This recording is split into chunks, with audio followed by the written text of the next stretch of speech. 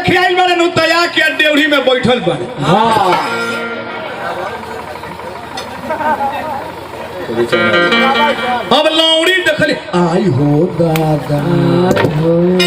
ई कौन श्मशान में रहेला बौरा है आ गई। ई लड़का के देखली तो नजर लगा दी जाके कहता रे ए दसोदा मैया एगो बूढ़ा आइल बड़े बुझाता कि श्मशान में रहे वाला हूँ उ लड़का के तो देखी दसोदा मैया कहे के सुना ले जा सोना चानी आ कह के उन्हें बताता है दिया वो लौड़ी सोना चानी ले जाके कहते किए बाबा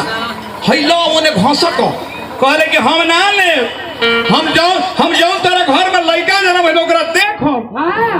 अंदर तो सोना चानी ले जा। शंकर भगवान कहते रे कि हमारा न अरे चाहिए रानिया आयो न धन रे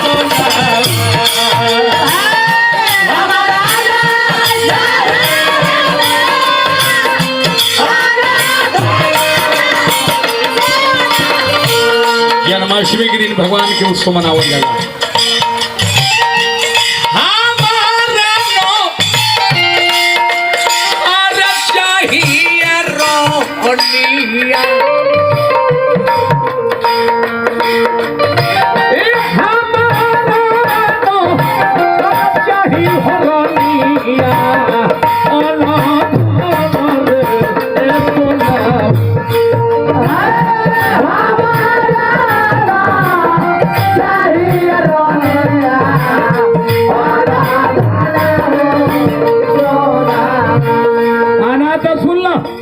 जब ने हम लड़का के ना देखम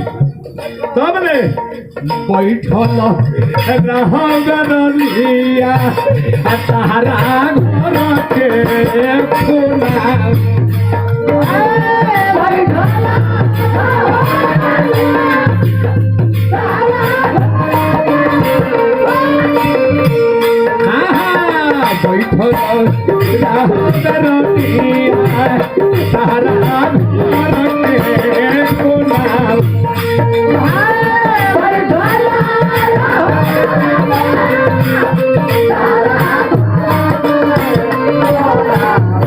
लौड़ी जाके कहते सोना मैया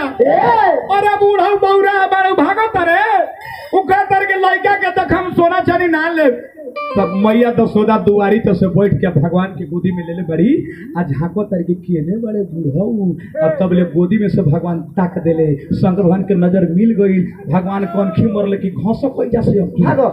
आना धली हम सब कोनो भगवान शंकर उठ के चल देले आ जब चल देले त गांव के बहरी गांव के दक्षिण में जामुन के पेड़ में बसहा बैल पलने रहे भोलेनाथ आ तब भोलेनाथ सोचे तर कि ये मालिक हमरे के प्रणाम ना कइनी। अंतर्यामी भगवान देखी भगवान के लीला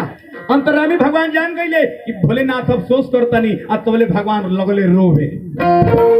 भोल हाला के दौड़ो हो बुढ़वा के धर के लिए आवा लड़का के नजर लगा के भागल बा सब ग्वाल बैल दौड़ के शंकर भगवान के बादल लड़का के नजर लगा दे शंकर भगवान अइले त के रुकर को नजर झाड़ तनी जटवा खोल के अब भगवान के गोड़वा पैसे रखत तनी अरे नजरिया रे बाबा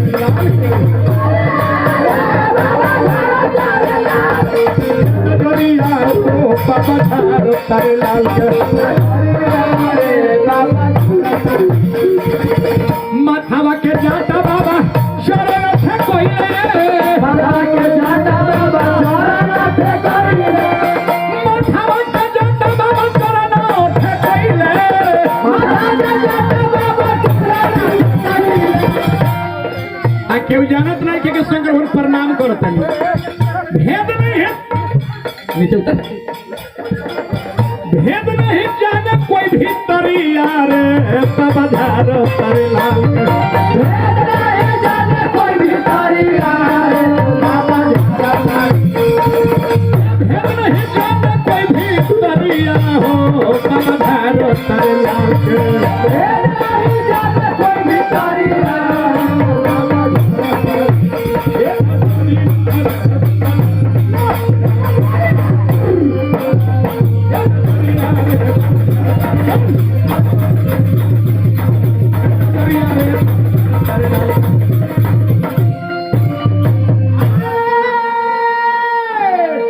सही शंकर भगवान जाटा खोल के भगवान के गोड़ में ठेकौले लइका चुप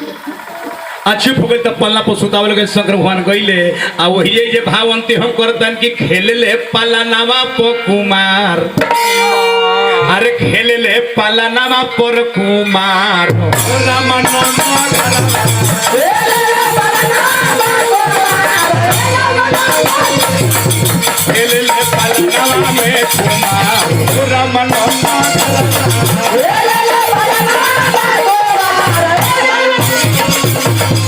एहो रामानंद घरवा एहो रामानंद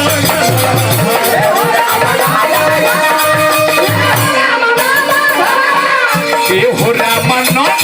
घरवा एहो रामानंद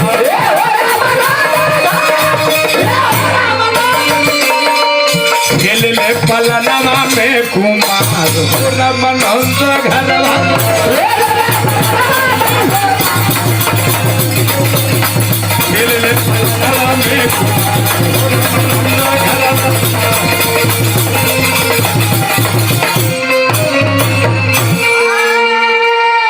बहुत लीला भगवान के जन्म उत्सव में हम कहानी के हारा में चिन्ह लगा दिली बोलो भक्त बस्तल भगवान की